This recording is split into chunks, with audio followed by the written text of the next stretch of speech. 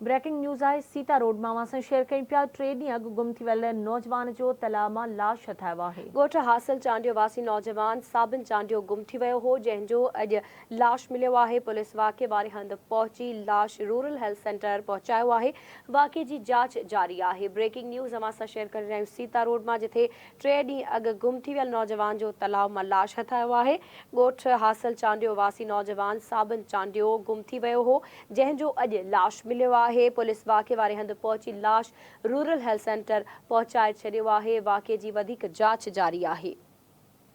अहम ख़बर वांखे ॾियूं पिया। सीता रोड मां 3 ॾींहं अॻु गुम थी वियल नौजवान जो तलाउ मां लाश हथायो आहे।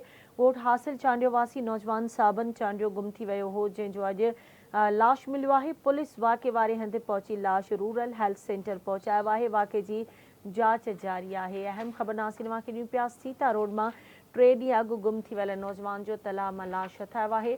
ॻोठ हासिल चांडियो वासी नौजवान साबिन चांडियो गुम थी वियो हो, जंहिंजो अॼु लाश मिलियो आहे। पुलिस वाक़े वारे हंधि पहुची लाश रूरल हेल्थ सेंटर पहुचायो, जॾहिं त वाक़े जी जांच जारी आहे।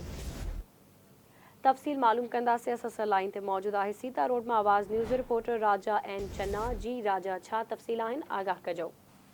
जी बिल्कुलु, सीता रोड खां अॻु कुझु वक़्तु 3 ॾींहं अॻु हासिल चांडियो जी रहवासी साबिन चांडियो जेको लापता थी वियो, जंहिंजो अॼु लाश जेको आहे सो सीता रोड तक हासिल चांडियो जी तलाउ मां हथायो आहे। पुलिस जेको आहे लाश पंहिंजी तहवील में वठी Sita road rural health centre पहुचायो आहे, जिते पोस्टमार्टम बाद जेका आहे सो ख़बर पवंदी त जेको पुरुषां मौत जे पोयां कहिड़ा कारण आहिनि।